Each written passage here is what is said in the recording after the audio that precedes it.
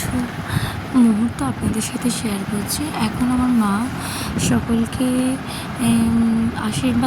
আশীর্বাদ করছে এবং তারপরে হচ্ছে সকলকে খেতেও দিয়ে দিয়েছি। আমার মায়ের বাড়ির নিয়ম আছে যে 5 রকম ফল এবং ফলার দিয়ে খেতে দেওয়া। প্রথম খাবারটা ওনারা ওটাই খাবে, দিয়ে এখন আশীর্বাদ শেষ করছে। এরপর ওনারা ফলার খেতে শুরু করে দিল। ফলার খেতে খেতে আমি ওনাদের জিজ্ঞাসা করছি যে কী গো জামাইবাবু, দাদা কেমন খাচ্ছ?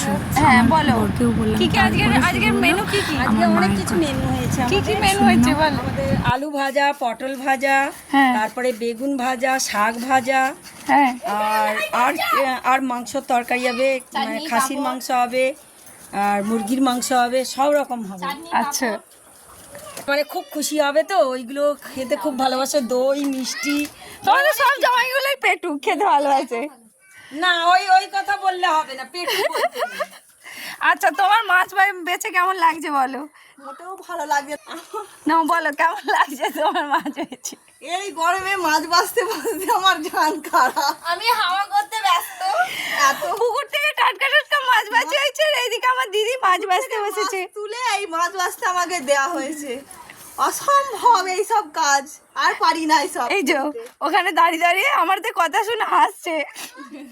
ওর নাম কৃতিক। দিদিদের সাথে কথা বলার পর চলে গেলাম রান্নাঘরে মায়ের কাছে। মা সেখানে রান্না করছিল। মাংসের ঝোল ফুটছে, লাল লাল, পুরো ঝোলটা লাল লাল করে করেছিল, ঝাল ঝাল লাল লাল, পুরো মাংসের ঝোল রেডি হয়ে গেছে। এইদিকে আমার মাকে আমি জিজ্ঞাসা করছি, মা তুমি আর কী কী রান্না করেছো একটু দেখিয়ে দাও দর্শক বন্ধুদের। তখন মা বললো ঠিক আছে চ দেখাই। আমি তারপরে বললাম ঠিক আছে, গিয়ে দেখালাম যে ভাজাভুজিগুলো কমপ্লিট, মাংসের তরকারি কমপ্লিট, এদিকে ভাতও কমপ্লিট হয়ে গেছে। এবং তারপরে মাকে তখন বলছি, মা তোমার কী কী রান্না করতে বাকি আছে?